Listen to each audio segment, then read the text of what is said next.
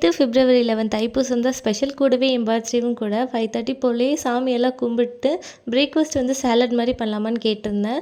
Black chana ராஜ்மாலாம் போட்டு நைட்டே ஊற வச்சுருந்தேன். காலையில் எல்லாம் எடுத்து ஸ்டீம் பண்ண வச்சுட்டு பாப்பாவுக்கும் ரெடி பண்ணேன். அவளுக்கு வந்து மில்லட் வந்து கொஞ்சம் அதிகமாக பிடிக்குமா, அதனால் வரகரிசி ஊற வச்சுட்டு கேரட்டு பீட்ரூட்டு கொஞ்சம் குறவரப்பாக அரைச்சி கூடவே சீரகம் மிளகு எல்லாம் போட்டு ஒன்றா பாயில் பண்ண வச்சுட்டு நாங்கள் 2 பேரும் கொஞ்ச நேரம் வெளியில் வந்திருந்தோம்.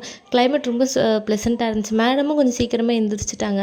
அப்புறம் என்ன நினச்சாரோ தெரியல, தாளித்து சாப்பிட்லாமான்னு கேட்டார். சரி அவருக்கு மட்டும் தாளிச்சிட்டு நான் வந்து ஒரு சாலட் பவுல் மாதிரி ரெடி பண்ணிக்கிட்டேன்.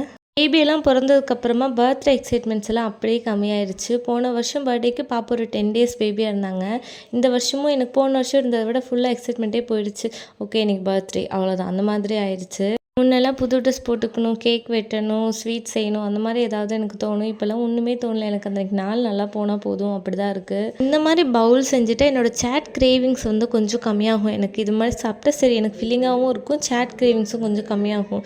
நான் வந்து கிளம்புற அவசரத்தில் இந்த பவுல் மட்டும் சாப்பிட்டு சுண்டல் எடுத்து வச்சிருந்தவே மறந்துட்டேன். கோயிலுக்கு போகலான்னு சொல்லியிருந்தேன். 2 பேர்த்தோட குலதெய்வம் கோயிலுக்கும் போகலான்னு சொல்லிட்டு அவசரமாக கிளம்புனாமல் அதை சாப்பிட போயிட்டோம். நாள் ஃபுல்லாக எனக்கு பசியிலே தான் இருந்தேன். நான் பண்ண vlog நெக்ஸ்ட் வீடியோவில்